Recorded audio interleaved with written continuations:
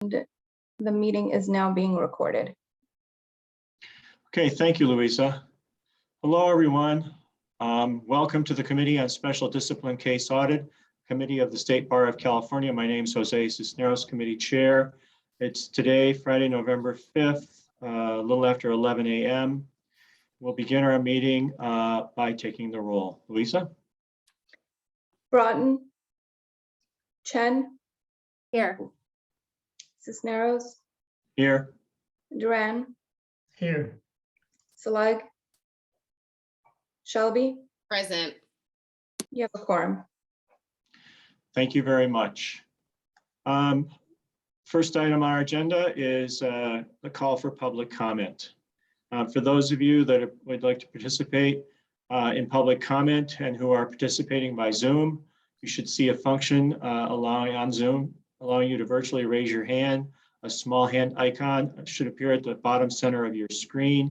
If you would like to make a public comment, please click the hand icon and the State Bar will call you in order that you identify yourself. For any members of the public who are participating by phone, you may raise your hand virtually by pressing *9. That's the star key and then the number 9. Please, again, use Zoom or your telephone to let us know if you'd like to make any public comment. Public comment is open at this time. Public comment will be allowed for 3 minutes per speaker. Louisa, do we have anybody that's requesting to make some public comment?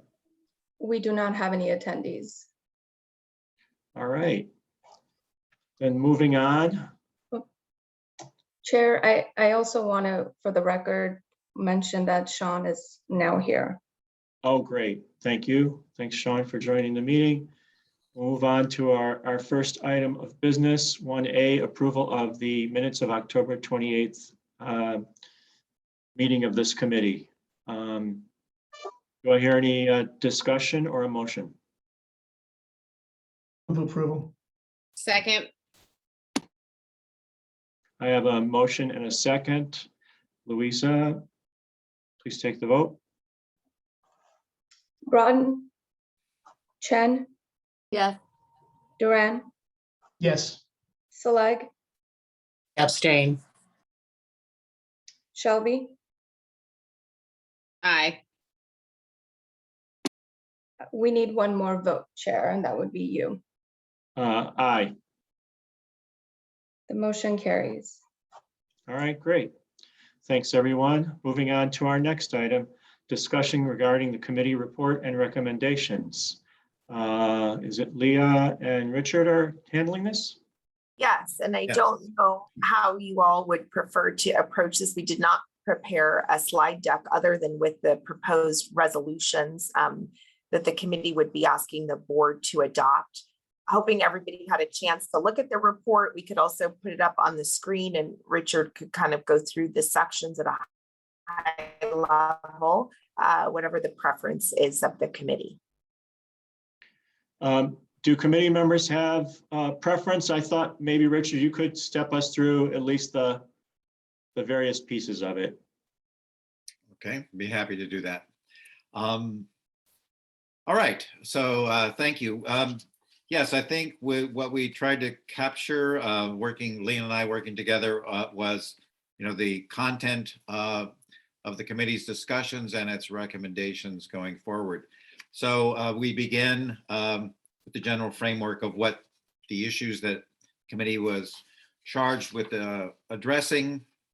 Its original formal charge from the Board of Trustees, and then the additional lines of inquiry that committee itself added.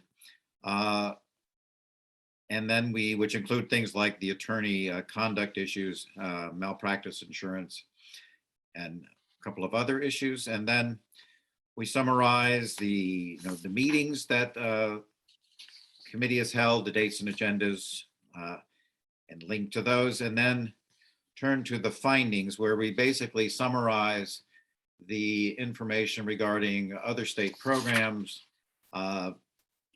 also the examples from Canada, especially Alberta, that the committee reviewed.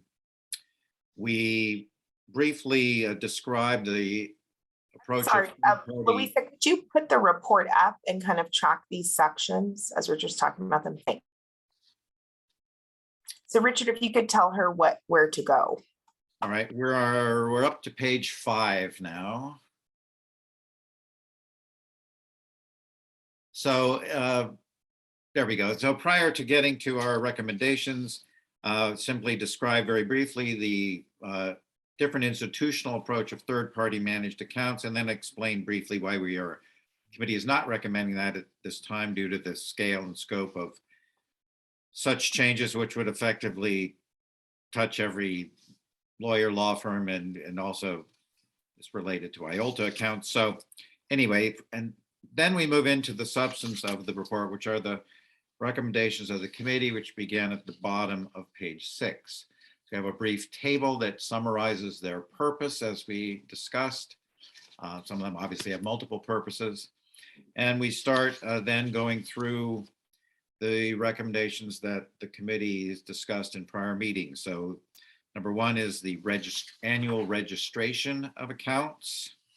And then we move on the next page to the annual certification of compliance. That's a part of that same revised annual process. And recommendation 3 on the next page, which is the self-assessment of attorneys responsible for client trust accounts. This is obviously a work in progress, but it would be based on the self-assessment tool itself would be based on the State Bar's own regulations, as well as the experience of other programs in soliciting from these attorneys a description of their practices in certain areas that are known to be indicative of either well-managed or perhaps less well-managed client trust accounts. Recommendation 4, then we move to the compliance reviews, the more formal process, where these reviews, which are selected, as we discussed, by a combination of risk-based factors as well as random selection. And as we discussed, the benefits of combining those 2 methods. And then we briefly just talk about some of those risk factors that the State Bar's current data is limited as it is, nonetheless show that there are some things that are already emerging as factors that any selection process will want to be cognizant of. And obviously these data will improve as this program gets put in place. Recommendation 5 then goes to what the program would do with the results of the compliance reviews and the self-assessments, and which are then outline the graduated set of responses that range from closing the file, no problem, all the way up to formal discipline, and a whole set of stages in between that are commensurate with and appropriate for the findings of the review process along the way. I think this also underlines the fact that what the program is effectively doing, in addition to protecting client trust accounts, part of how it's doing that is by raising the level of performance of the attorneys who will review, recognizing that many of these errors and deficiencies are not the result of intentional malfeasance, but simply not following fully the bar's own regulations, rules, and policies in these matters. So that leads us to recommendation 6, which is about enhancing the education of bar licensees in the management of client trust accounts, and the need to amplify the way that the bar brings that issue forward on a constant basis to that audience. Recommendation 7 on the next page, which addresses both the public and clients. The public piece is, of course, important for the public to be aware, having become aware of, in a sense, an extreme case of mismanagement that led to the formation of the committee. it's important for the public to know that the SAFAR is addressing these issues and how, whether or not they themselves, members of the public, are parties to a legal action. There's also a need for those people who are parties to be made aware of what their rights and expectations should be with respect to client trust accounts, so that they can be proactive in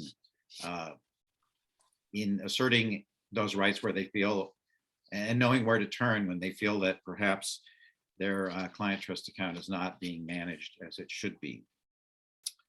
Recommendation 8 then brings us to the gradual phase in of these recommendations, beginning with annual registration and annual certification of compliance, which are fairly easy lifts to put in place, and then moving to the enhanced state bar education, the self-assessment, and the public education and outreach, and then the more complex pieces from both a substantive and implementation point of view, the annual compliance reviews and the risk review and assessments up to and including audits as a third phase.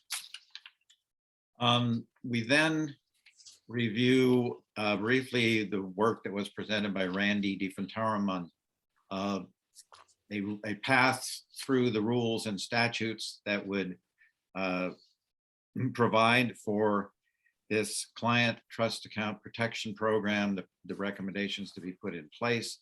And as you will remember, a key one was his notion of creating this new rule of court 9.8.5 that would basically outline all these provisions and then have other rules and possibly even statutes point to that rule as the foundation for the, the program and the responsibilities of attorneys for these accounts. Then on the next page, we move to an estimate of the resources required.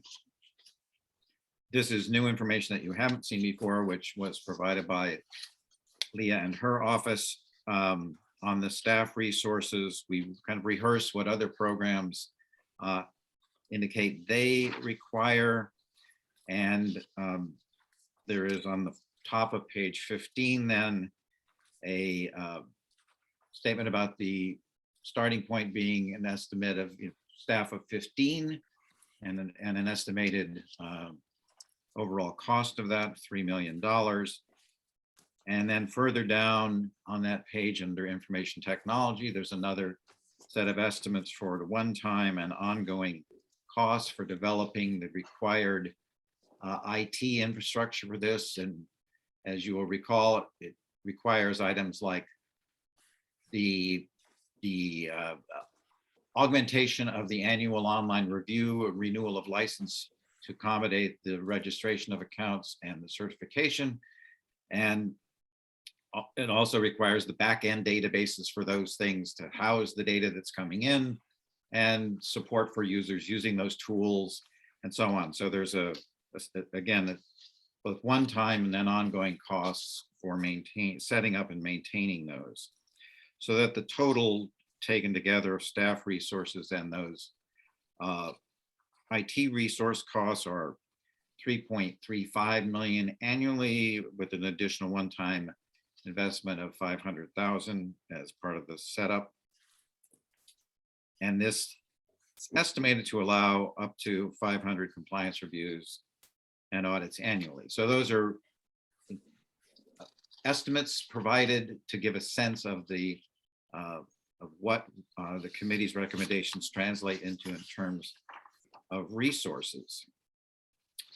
And then we turn on page 17 to the attorney conduct issues that we discussed, prompt disbursement of funds, communication and threats of withdrawing representation in response to complaints or potential complaints. So the matters we discussed there about clarifying the rules and the terminology and meaning of the language of the rules are included there.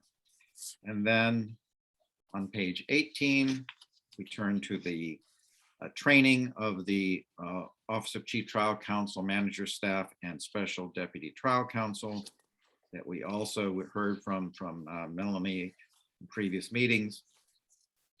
And last, the two items, mandatory malpractice insurance and the use of bonds are also discussed with the recommendations that came from the committee's work. So that is the report itself. And then Leah, do you want to review the translate? Well, I guess perhaps we should pause here, see if there's questions for clarification before passing on to the. Yeah, let's do that. Thank you, Richard. Does anybody have any comments or questions about what we just covered? Ruben, go ahead. Thank you, Jose. Richard, thank you for walking us through the report. I have to tell you that as I reviewed it in preparation for this meeting today, the old adage of eating an elephant bite by bite sort of hit home with me. And that is, it's very clear that you and Leah and her staff, and by extension, this committee has done a lot more work than it felt like we were doing. Maybe it didn't feel like that way for you, but as a committee member, I'm really pleased with the breadth and the depth of the analysis and the report. I think it's clear.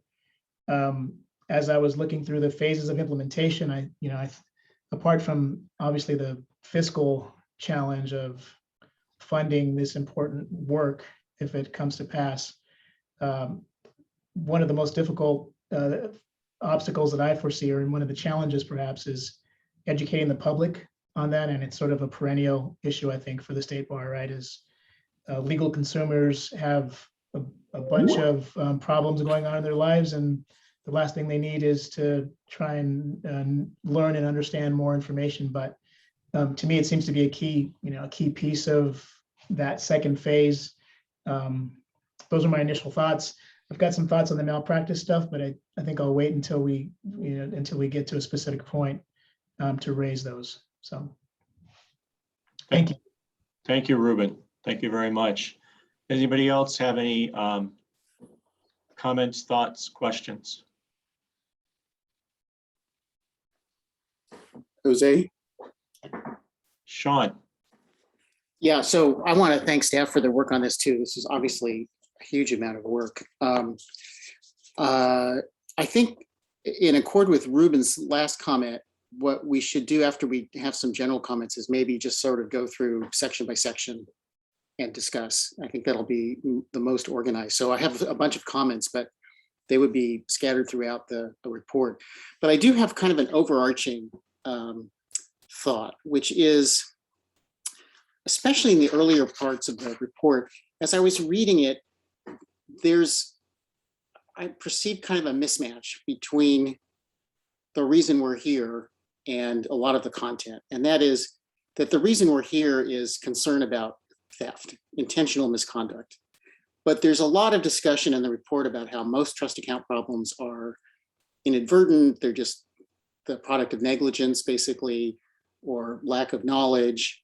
And so there's a mismatch, because the problem that we were charged with addressing, and so those are not out of order, right? They're not out of our purview, but they are a little off focus for the primary reason we're here, which is intentional misconduct and theft. And CLEs and self-assessments are not going to address that type of problem, which is a type of sociopathy, frankly.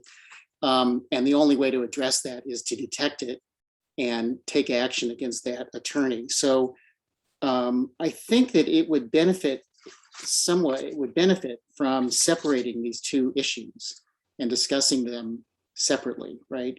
So detection of misconduct versus preventative measures for the vast majority of attorneys who are honest. And the education will help those attorneys who want to do the right thing, but maybe have not mastered principles of client trust accounting, or they're solos, and it's, I think, a challenge to manage that. And we should think about ways to help with that.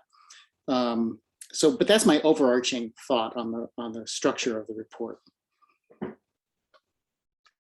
I could just make a comment. I worry that it would be somewhat artificial to bifurcate the issues, because this is sort of a continuum.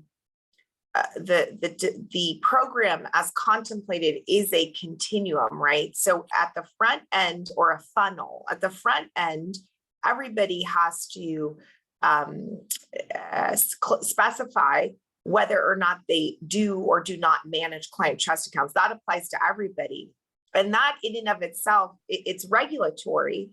And without it, we would not be able to universally detect misconduct, right? So like that's a first step that needs to apply to everybody, whether or not they are bad actors, right?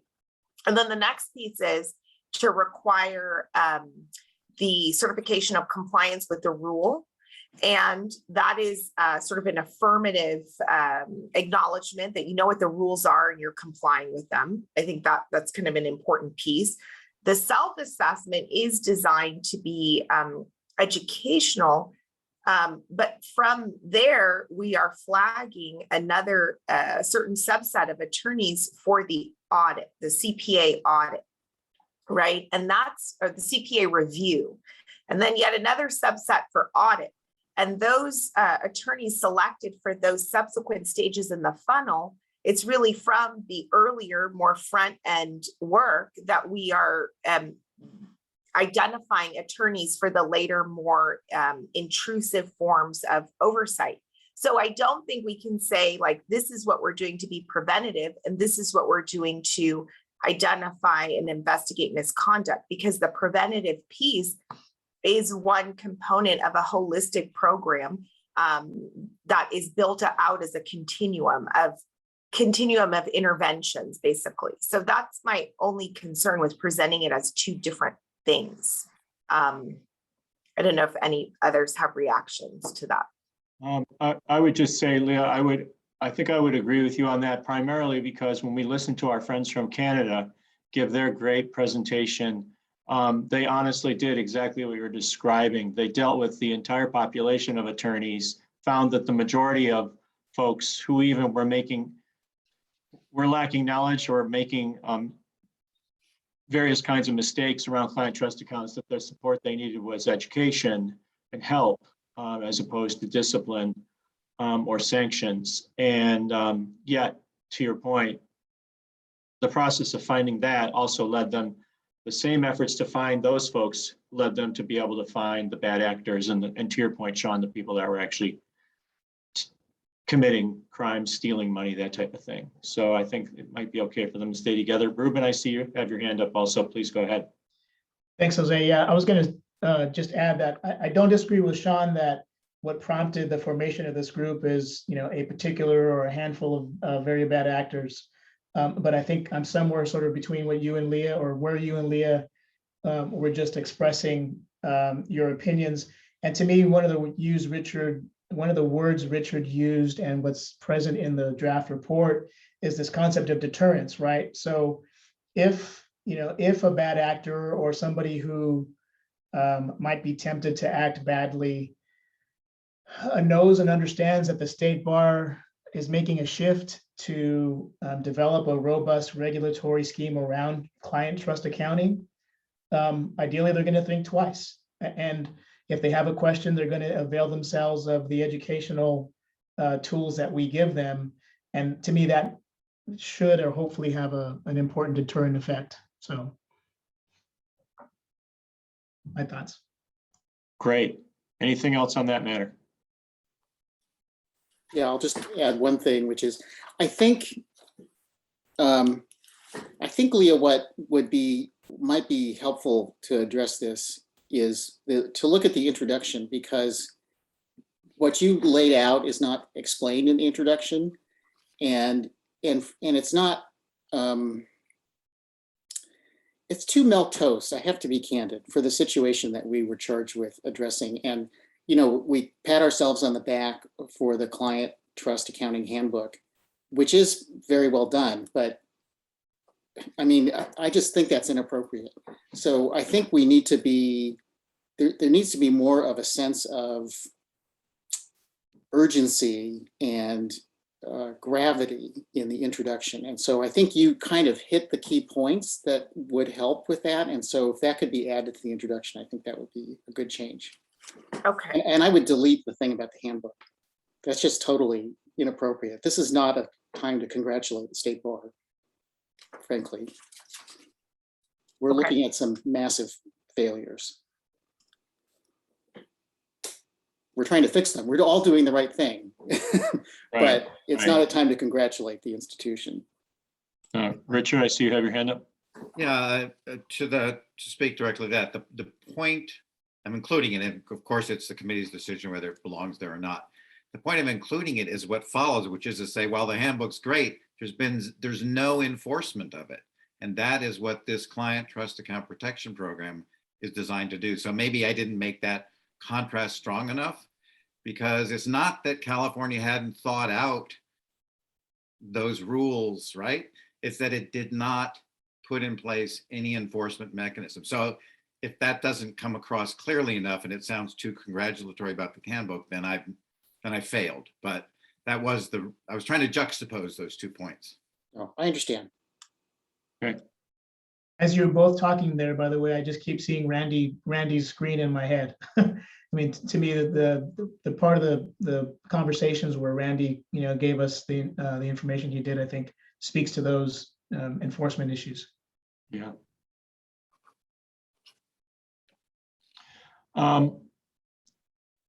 Anybody else? I actually appreciated how well things were laid out. I didn't garner from the introduction that we were congratulating ourselves or patting ourselves on the back.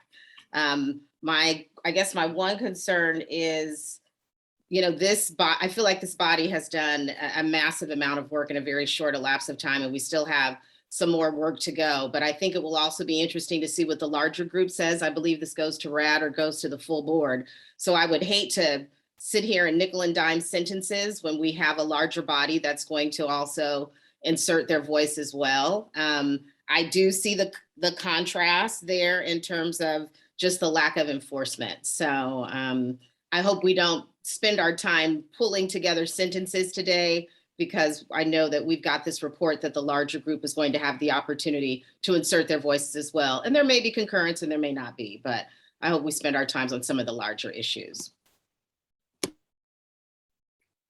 Thank you. Well, I just wanted to add one thing.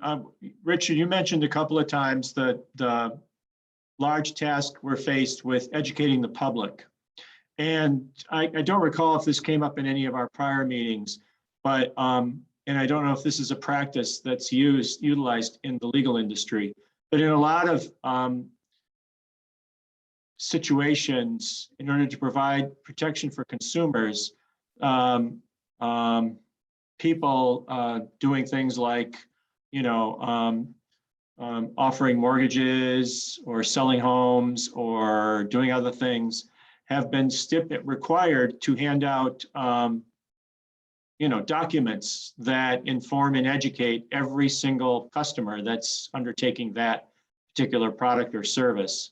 And I wonder if it would be an idea to require that every attorney who creates a client trust account for a client has a standard educational piece of a document that they are required to give to their client, explain, answer any questions on their client, go through it with them, and so on and so forth, just in a way to make sure. So the attorneys are kind of doing the public education as much as we are along the way. Anyway, just one thought.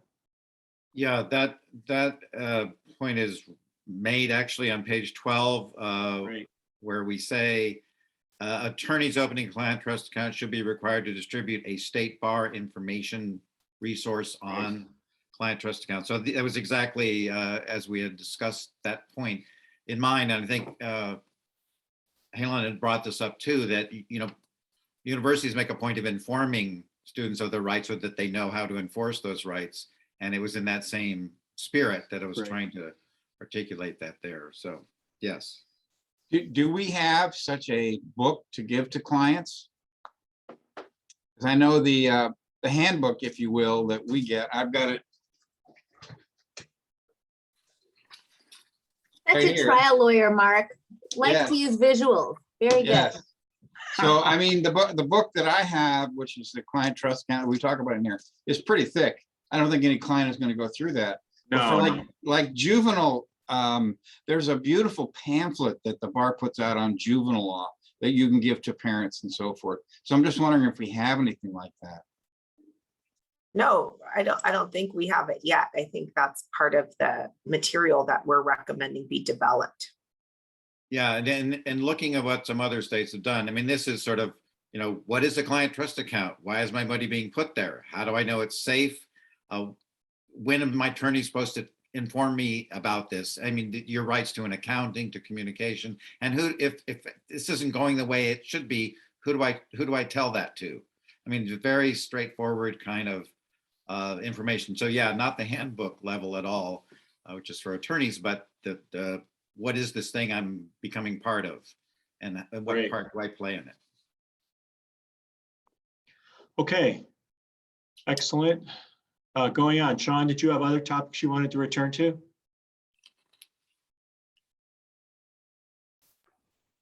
Sure. I could just go through my list. On page 11, there's a discussion of having a power of administrative suspension if an attorney doesn't do some of these. I don't understand that. I don't remember talking about that. That's a major change and has due process implications. So I don't know. Does someone want to elaborate on this?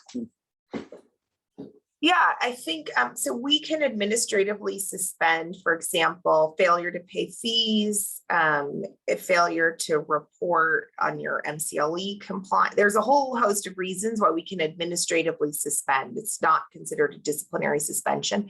This has been included in, I think, each iteration of the program design for several of our meetings. But the idea is that we don't want to overburden OCTC at that stage. This is simply, so the way that you do that is you create an administrative suspension that could be lifted. I'm not looking right at page 11, but Yeah. lifted with compliance, right? Or with the completion of the outlined remediation activities. Yeah, I think this, if I must have missed this, I didn't realize we had these materials before, but I'm not sure I can support this. If this is just staff being, having the power to put attorneys on, suspend attorneys. The other types of administrative suspension you mentioned, Leah, are, really ministerial, like the attorney didn't file the MCLE form or they didn't pay their fees. There's no judgment involved. Suspending an attorney from practice is a big deal. And we know that at the staff level, things don't always go exactly as we would like. So I think this needs to be reconsidered. I can't support that recommendation personally, as it's currently written. So that's my thought. If others want to chime in, then I'll go on to my next thought. But just for clarity, I'll give others a chance. Okay, so not hearing anything on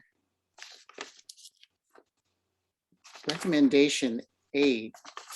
I guess this is the kind of the meatiest recommendation in a way about this new enhanced program. I think I've got my pages out of order. Here we go.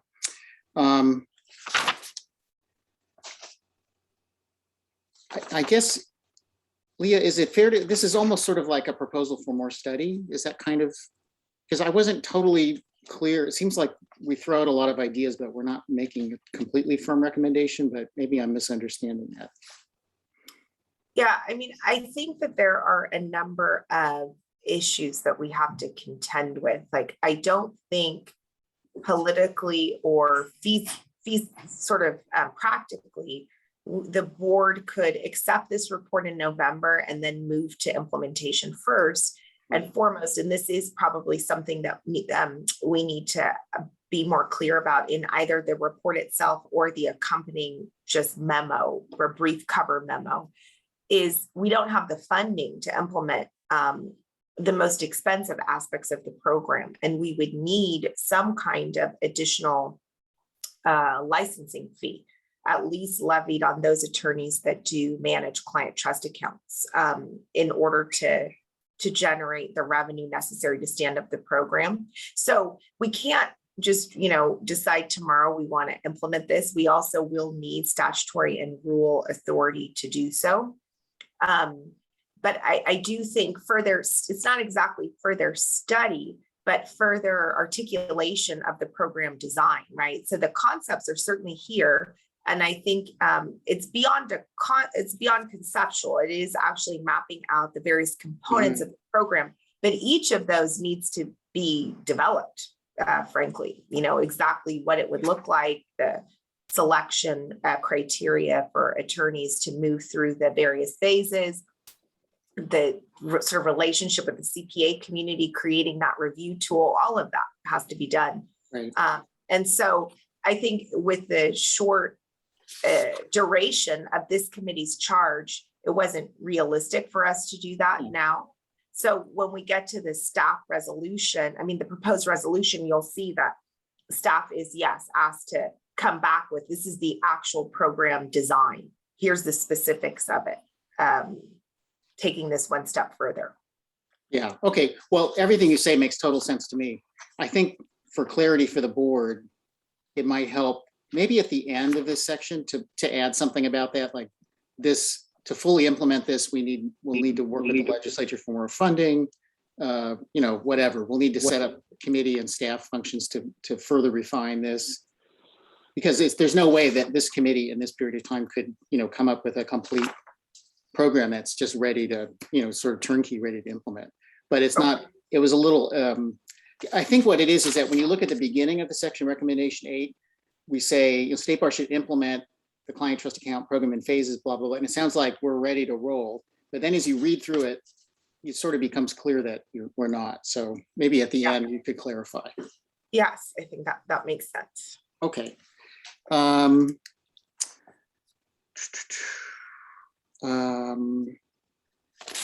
There's one at the end toward the most, I'm going to try to stick to substantive things and I'll send some style things just privately. But at the beginning at page 17, I had trouble following the organization.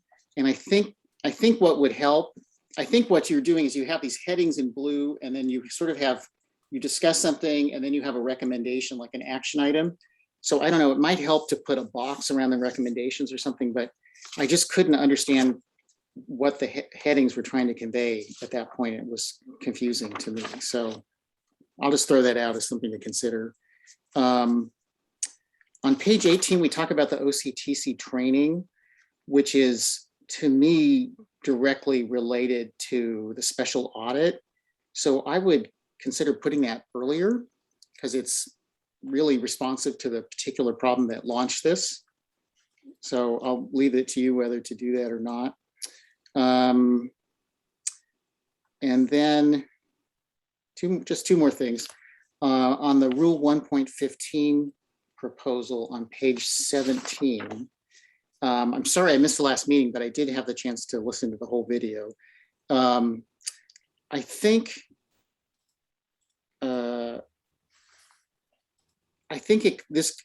I listened to the whole discussion and my reaction was, I think it all could be much simpler.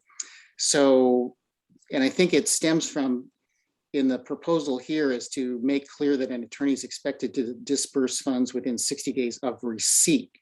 But I think for all the reasons that Randy identified at the last meeting, waiting for the checks to clear, not being able to disperse funds when there's a dispute, having to honor or negotiate medical liens, all that kind of stuff. The test is eligibility, not receipt, right? So the lawyer can receive funds, but the client can be ineligible to receive them because there's a dispute over the funds, there's a lien over the funds, whatever. But what we want to do, the trigger should be eligibility. And that addresses all of the issues that Randy described, because if any of those issues exist as to some of the funds, then the client is not eligible to receive the funds. So that's the term of art that the ethics opinions use. And this says that staff is going to draft these, both for this rule and the other rule, is going to draft the proposals, but I thought the committee wanted COPRAC to do that. So I don't know if there was a change. I think the one about Rule 1.15 is sufficiently simple that staff could do it and present it directly to the board, but I don't object to COPRAC doing it. But I just wanted to point that out. Sean, I think that makes a lot of sense. And my understanding, you're, I think, stating pretty clearly that the 60-day countdown would only begin when the funds are eligible or eligibility to be dispersed. Right. So not upon receipt, not upon anything else, only when everything else is free and clear and they're ready to go out, then the 60-day countdown timer starts. Right. And surely there are situations where eligibility and receipt can happen on the same day, but it's relatively rare, I think. I thought this issue was kind of vetted at the last meeting. There was an intentional decision not to limit it by eligibility, but does anybody else that was there recall that?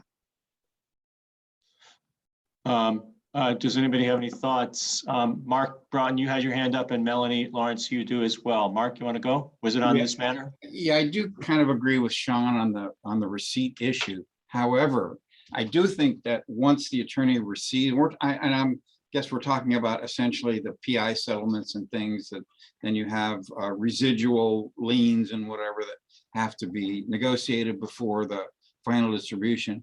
I do think, though, that once the attorney receives the money for the client or the settlement, that there should be an affirmative duty to notify the client that's happened, and perhaps even to tell them this is what needs to be done before a final distribution is made. So at least the client knows the funds are here. And if they don't get their funds within a reasonable time after that, or after having done certain things, that they know about it. Sounds to me like you're saying there should be informative messages that lawyers are obligated to share with clients, giving them updates on the status of their client trust account, funds in it, funds received, funds not yet received, funds are eligible or not yet eligible, and what it might take for them to become eligible for disbursement. Well, I think the prudent attorney is going to be communicating with their client, but as we saw it with the situation with Girardi, what he was telling him, if anything, was not the truth. Yeah. And there should be some more affirmative duties on behalf of the attorney to communicate with their client. Okay, thanks. Melanie Lawrence. Thanks. Just a couple of things. And actually, Mark, some of what you said sort of resonates with me. Maybe there's a way to address what my concern is. Because if the rule is focused on eligibility versus receipt, the only holder of the information as to when someone is eligible for the funds is the attorney.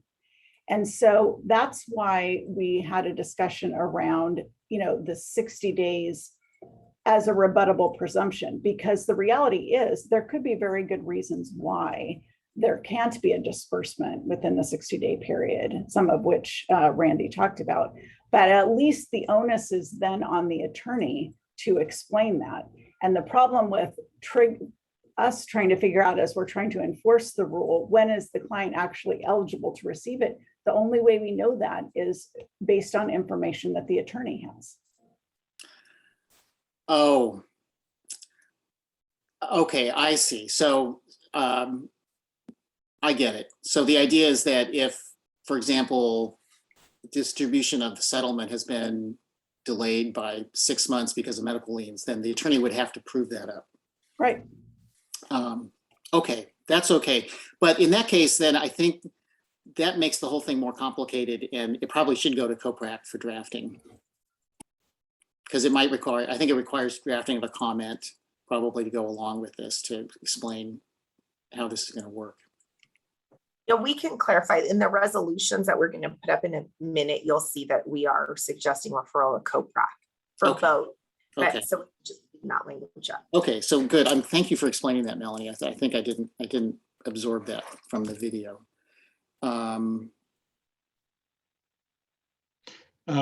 Before you go on, Sean, Yeah. George, did you have a comment on this matter you wanted to make?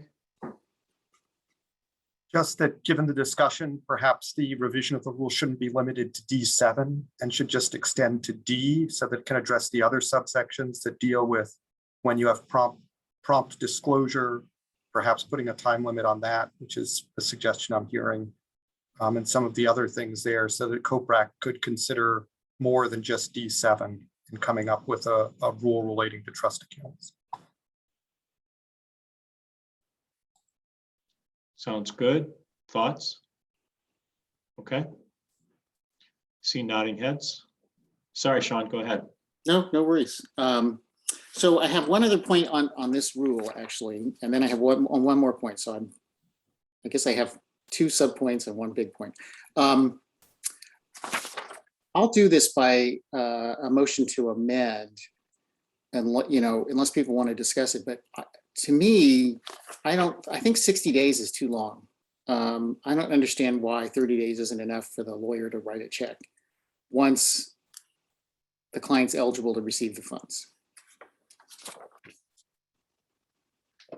So that's just my view. I would shorten that. And then the final thing is on, well, Ruben, I'm going to comment on the malpractice thing, but Ruben, you said you might have a comment on that. So why don't you go first? Because I've been talking too long. Sure. Jose, if that's okay. Yeah, of course. My thought on the malpractice stuff, though, is most of the conduct that we've been talking about, and certainly the egregious conduct that prompted the formation of this working group or this special committee, is intentional conduct that in probably 9 times out of 10 or more is not going to be covered by insurance, right? It's not necessarily negligence, it's willful, criminal, fraudulent.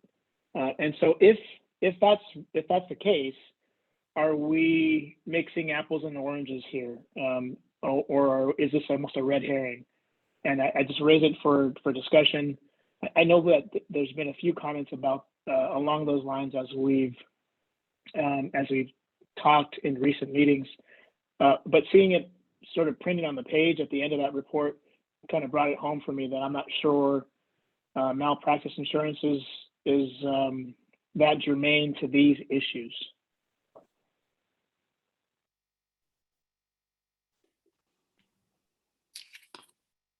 Good point. Thoughts?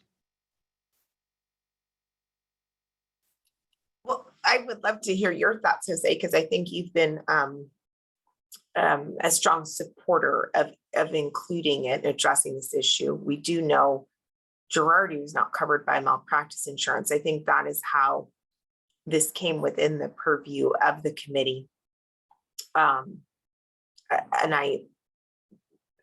So I'll just leave it there to say there is this kind of long-standing question of why malpractice insurance is not mandated. Right. And this has been potentially an opportunity to address that and finally get the issue kind of unstuck. I recall the conversations we've had about the last time malpractice insurance was discussed in all the work and the report and the conversations about it, and then the rather, I guess, surprising lack of action taken at the end of that period. Not having an intimate understanding of how the profession works, it's not always been clear to me how much malpractice applies to client trust accounts and what it applies to covers or compensates for or what it doesn't. So I think, Ruben, you're bringing up the reality that, should a client not be in receipt of all funds owed out of a client trust account, I think I'm hearing that malpractice insurance wouldn't necessarily replace that. And I think I did recall that there was an earlier meeting where we said a surety bond or a bond of some sort would be a more complete solution to loss of or theft of client trust account funds. So I definitely think that this is worth discussing. And if it's not that relevant towards client trust accounts, I don't think that it ever means we would we as a board would say we should never discuss, it wouldn't be important to discuss malpractice insurance as a standalone topic. But this question is, I think, Ruben, you're raising, perhaps appropriately, is it relevant, enough relevant to be included in this topic, or should it be a standalone topic to be brought to the board? Sean, you have your hand up. Go ahead. Yeah, I think, so I don't object to recommending that the issue be looked at, but I agree with Ruben. I think the way this is written, we will lose credibility and it will be attacked as pretextual, because it really doesn't make any sense to say, you know, as it's written, it says this should be studied, you know, because it relates to, I mean, it actually uses the word theft. You can't insure for theft. It's against the law to insure for intentional misconduct. I'm not even sure that a loss from the client trust account that resulted from negligence would be covered by malpractice policies.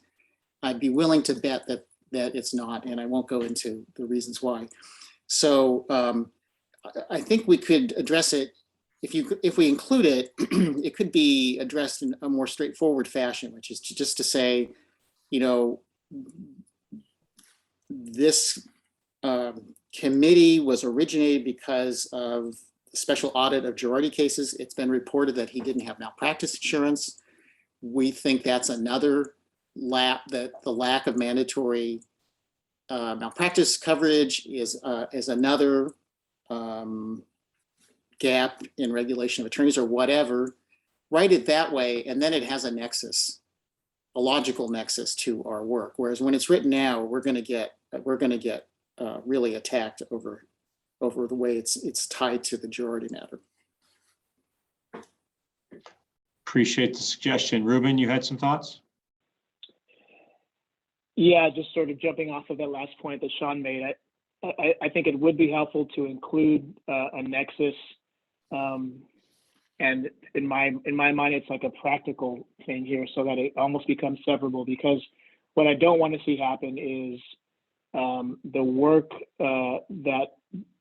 that's been done here getting swallowed up by the opposition to mandatory malpractice insurance in the state, because there was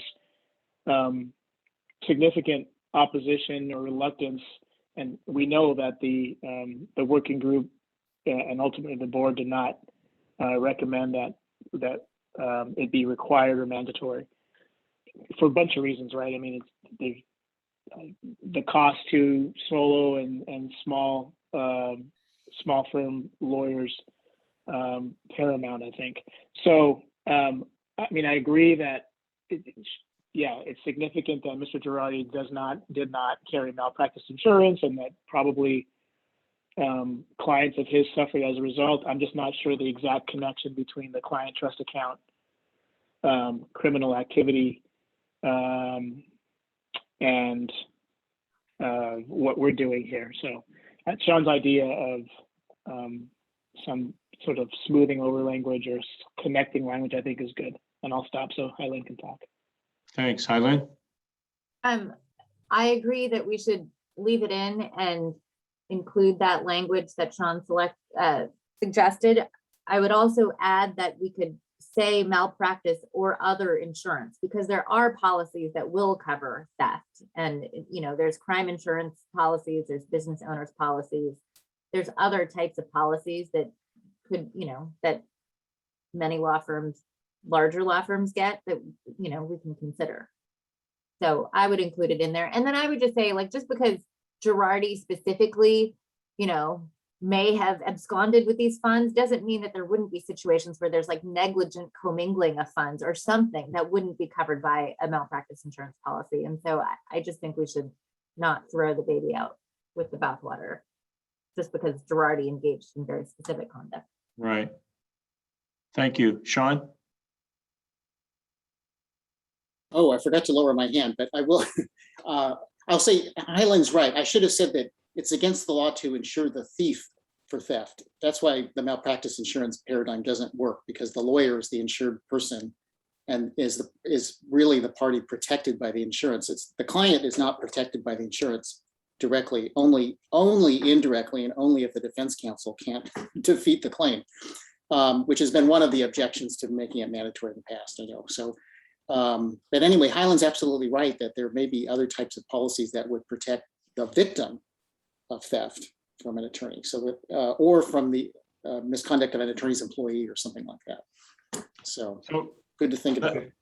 So Leah, do you think we've gotten enough dialogue here to maybe be able to draft some I do. language around how it stays in, but how it's positioned as as these folks have commented? Yep. Mark, Thank you. go ahead. Yeah, I agree with Helen. I think there are ways to possibly ensure it. And maybe for the purpose of this report, it's something as simple as changing mandatory malpractice insurance for attorneys to something like client trust account mismanagement insurance, or call it something else other than malpractice insurance. And the other thing again is it's not covered directly in here, but there are certain bonds that would cover this type of situation from my discussion with some of these mid-level firms out here. And it's not included in this particular paragraph, but it's certainly something that we can look at and should look at. Yeah, we do have a section on bonds. So I'm thinking probably the best way to address this is if we combine an insurance and bonding section, and we talk about other options for addressing client trust account mismanagement. As you said, we'd title it something else. So we can have several options identified, the bonds being one of them, malpractice insurance, and then other forms of insurance potentially. I could see a situation where the attorney makes a mistake and pays the liens off improperly and so forth, and all of a sudden ends up with an improper amount that goes to the client. Client gets upset. That's not stealing per se. It is a sort of a mistake that could possibly be covered by insurance and not the bar. Okay. All right. It sounds like we've landed on a good place. Yes, Sean. I have one thought. So going back to my comment about the deadline for disbursement under Rule 1.15 and whether it should be 30 days or 60 days, it occurs to me, this is probably not the right body to vote on such a granular issue. So if we could get a consensus around this, maybe we could say something like, instead of saying that there would be a 60-day deadline, would establish a rebuttable presumption that there is a specific deadline likely in the range of 30 to 60 days for disbursement of client funds, and then let COPRAC hash through that and get public comment and so on. So we don't lock them in one way or another. That's my thought. I like it. Yeah, and remind me, this is where did you guys land in terms of eligibility? 30 to 60 days post eligibility with an affirmative requirement that the client be noticed when the settlement funds are received. Is that where you guys landed? No, I was convinced, Okay, Leah, sorry. you said that the committee settled on receipt last time, and then Melanie explained the rationale, and Okay. I was convinced. Great. Richard? And just to make sure I'm clear, because currently the rule says in 7, promptly distribute as requested by the client or other person any undisputed funds or property in the possession of the lawyer or law firm that the client or other person is entitled to receive. So the issue of entitlement is in there, and the issue of undisputed is in there. What the committee was talking about was the vagueness of promptly, which the 30 to 60 addresses, as well as the burden being on the client to request in order to trigger a disbursement. And so the intention of that discussion was also to shift the onus on the attorney by creating a responsibility to actively disperse within a specified time frame. So just to and as a result, entirely removing any client request step. Right. Great, thank you for the clarification, George. Just going to say, I mean, that as I recall the discussion, that was the discussion, and this is essentially the concept of eligibility, that the obligation to disperse doesn't arise until the client is eligible to get them, and that's baked into the rule. But I did think the discussion was, as was discussed previously, that there was a thought to move away from that and to have a timeframe tied to receipt of the funds with a rebuttable presumption for the attorney, so that there wasn't a requirement for a request, and that there was a kind of presumption that once you get them, there's an obligation to disperse them unless the lawyer can show that there's some non-eligibility based on something like liens, et cetera. So, Right. so I I think, think we, Yeah. sorry, but I think we have the concept, and I think Sean's right. right, This group is probably not the best group to write a rule proposal. So we can put the concepts, make them clear in the revised version of the report and send this to COPRAC, because that's what they do. Yeah. everyone good? Sean? Yeah, so I think, George, the concept that you mentioned about the client not having to ask, I don't think is in the draft now, so that probably needs to be added. And there's complexity there, right? Because there are situations like with a retainer for fees, usually it's going to be held until the client either asks for it back or disengages the attorney. So there's a lot, there's going to be some nuance they'll have to deal with in drafting that. I think we give them the big picture concept and they'll have to sort out the details. But we don't give them that instruction in this paragraph, or at least unless I'm missing it. So we should add it. Good. Sean, I think you just turned your hand back on. Thank you. Anyone else? If there's no other comments, Leah and Richard, do we want to go over the actual action language, the motion, whatever we'll be voting on? I Yeah. will defer to Leah, yes. I think Yeah, she's- unfortunately, Louisa had to go start a meeting that I was the host of. So let's hope that these are right. And I'm gonna share my screen.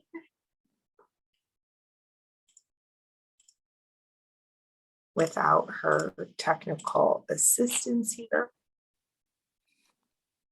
We see it. Okay. So these would be the proposed board resolutions. Resolve that staff finalize the program design and effectuating rule proposals for consideration at the board's January meeting to be issued for public comment thereafter. So this, Sean, gets to your comment about like, what are we really doing here? It's not exactly a finalized program yet. Then a recommendation that rule 1.4 go to COPRAC. 1.15 D7, I think this will be modified to D, be referred to COPRAC.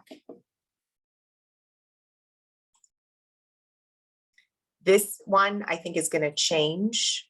It sounds like there wasn't necessarily, well, we could discuss this. It doesn't sound like there's continued consensus around furthering the conversation specifically on mandatory malpractice insurance. So this resolution may need to change. And this one as well, because it's the role of bonds and other types of insurance. And then a global request that the board extend the deadline for public comment on any of the proposals to June, because as it stands, the charge of the committee directs all public comment to be concluded by December 31st of this year. And that obviously isn't going to happen. So those are the actual resolutions. I think that what I was hearing in the conversation was that like 4 and 5 would probably be best written in as a combined recommendation. Does anybody have any thoughts or suggestions on that? I'm gonna stop share. I can edit them and put them back. I wasn't hearing combined in the sense of continuing to pursue outreach to stakeholders on mandatory malpractice insurance. I think combined perhaps to study the potential role of bonds and insurance, not even specifying client trust account, not even specifying malpractice insurance. That's what I heard. Thoughts?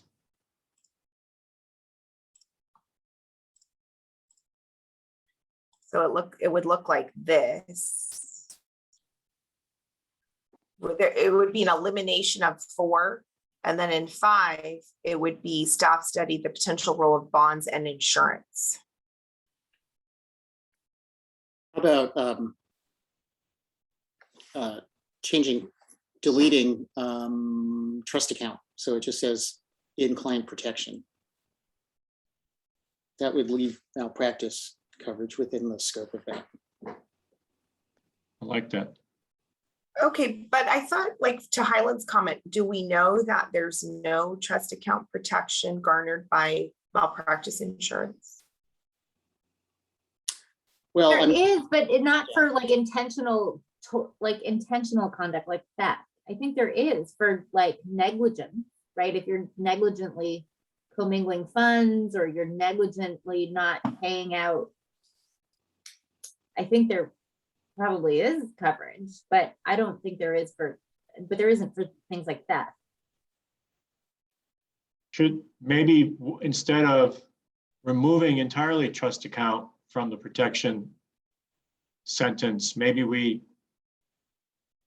build on that sentence in client trust account protection and client and general client protection. You know, we're trying to protect clients in all different ways, both through the trust for what's in their trust accounts and what other injuries malpractice insurance protected against. Mark, go ahead. Yeah, I think we leave client trust account in. I mean, to Sean's very much earlier point, in terms of what our charge is looking at client trust accounts. And I think the insurance that we're looking for is directly related to that and not bringing in all these other broad issues about malpractice insurance and everything else. So I like it the way it's written there. Thoughts?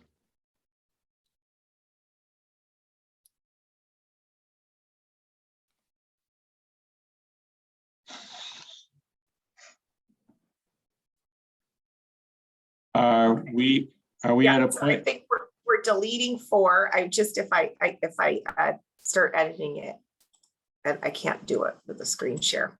But I think we're deleting 4 and we are going to keep 5, I think, as written. I feel like that was the consensus. Yeah, I like that. If someone makes that in a motion, then that's definitely what we're doing. I was 15 minutes late. Should I vote or not vote, or am I precluded, or what's the deal? Feels fine to me to have you vote. What do the others think? I think Vote away, I say. You mostly missed a summary of the report and then me blathering on, so I don't think there's any reason you can't vote, having missed some of that.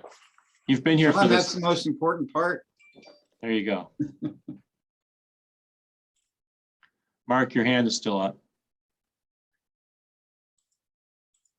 Any other thoughts, or do we have a motion? Are we waiting to see the final version, Leah, that you're editing? Sure.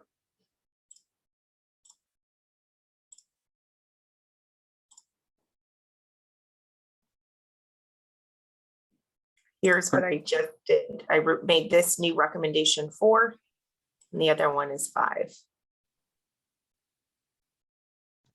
And then I also modified recommendation 3 to just refer to 1.15D rather than specifically to 7. Okay. So if we could have a motion to approve these as the resolutions, understanding that we'll make edits to the report. We'll try to turn those around as quickly as possible so you can review it before we post to the agenda. And we'll do those in red lines so it's easy to see the changes. That'd be great. All right, comments or a motion?